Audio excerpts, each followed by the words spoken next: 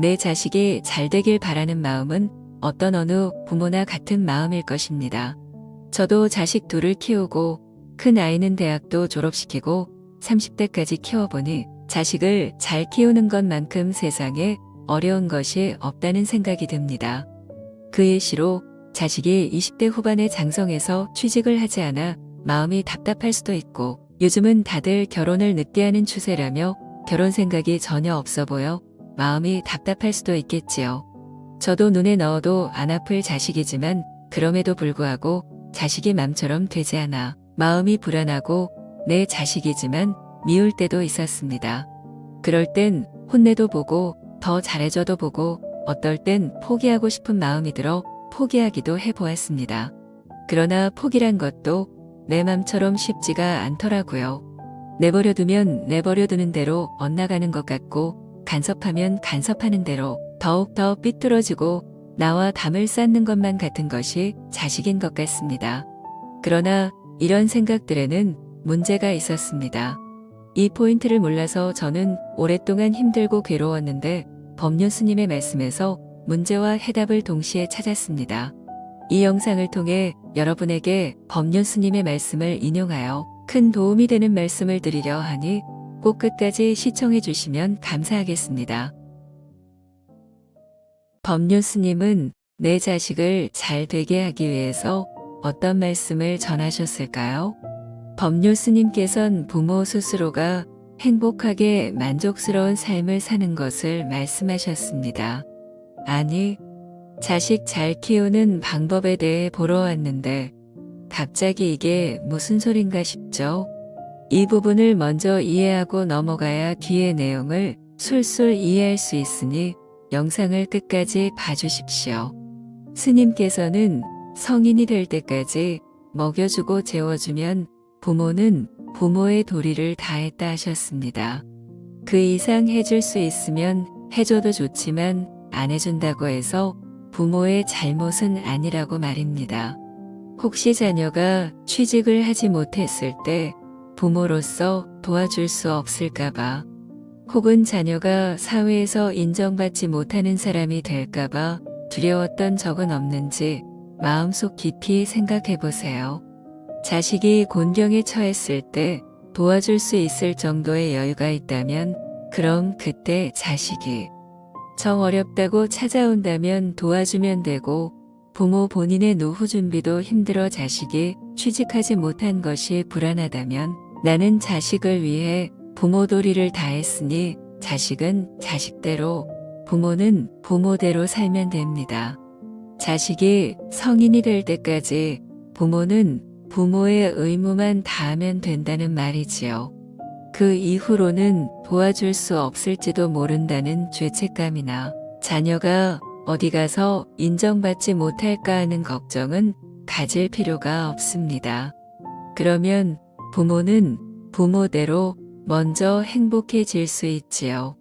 자녀가 20살을 넘긴 사람은 절에 와서 하루 종일 염불하고 기도하고 봉사하고 살며 아껴 쓰고 그냥 딱 수행자답게 살면 인생이 행복해진다고 말씀하셨습니다. 다른 종교를 가진 분들은 교회나 성당을 가셔도 좋겠지요. 저도 제 큰아이에게 대학 시절 다들 가는 유학을 형편상 보내주지 못한 것이 못내 가슴에 남았었습니다.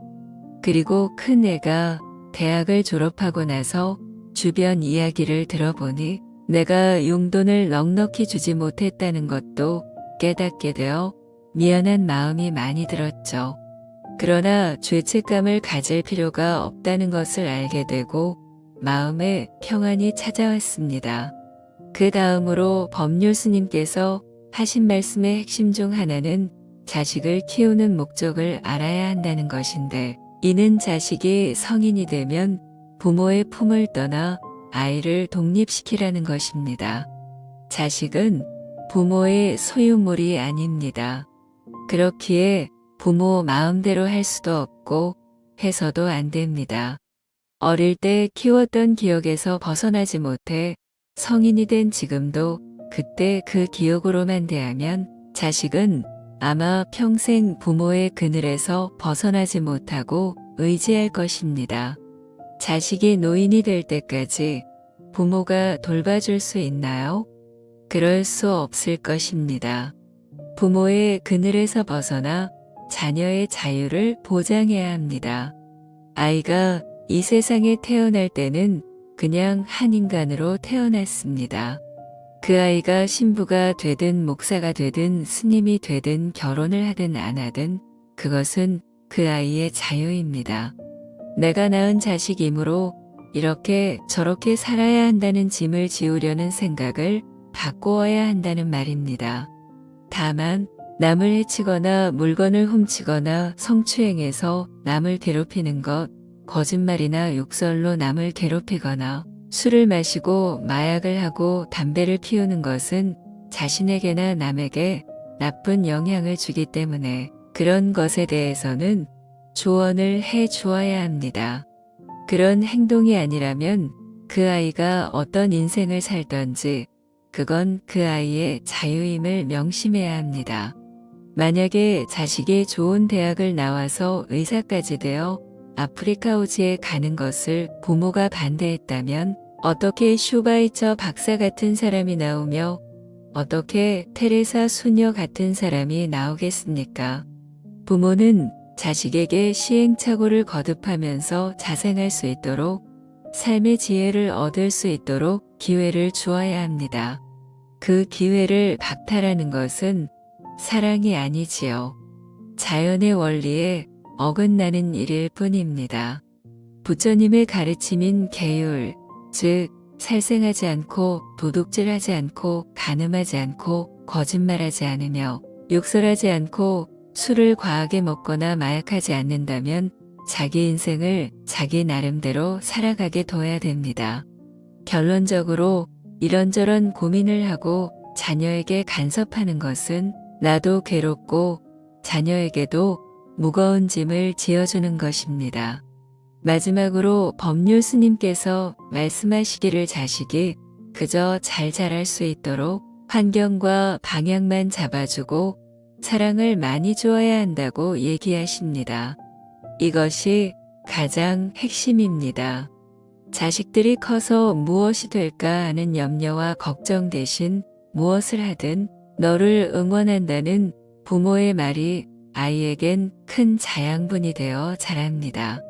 그 유명한 예시로 최근 세계적으로 K-팝이 주목을 받고 있는데 요즘 MZ세대들 사이에서 가장 핫한 가수 중 에스파라는 그룹에 카리나라는 친구가 있습니다. 이 친구도 어렸을 적 엄마에게 엄마, 나는 엄마가 저를 믿어주고 지지해주고 있어서 무엇이든 다 할 수 있어요. 라고 말했다고 합니다. 카리나의 엄마도 자녀가 무엇을 해도 실수를 해도 그저 지켜봐주고 격려해 주었다고 합니다. 그렇게 자란 아이는 커서 세계적인 스타가 되었지요. 이렇게 사랑을 듬뿍 받아 자란 아이는 나중에 커서 그 사랑을 나눌 줄도 알게 됩니다. 말이 조금 길어졌으나 어렵지 않습니다. 3가지 포인트만 지키면 됩니다. 이렇게 보면 지금까지 자식 걱정으로 받았던 고통으로부터 자유로워질 수 있습니다.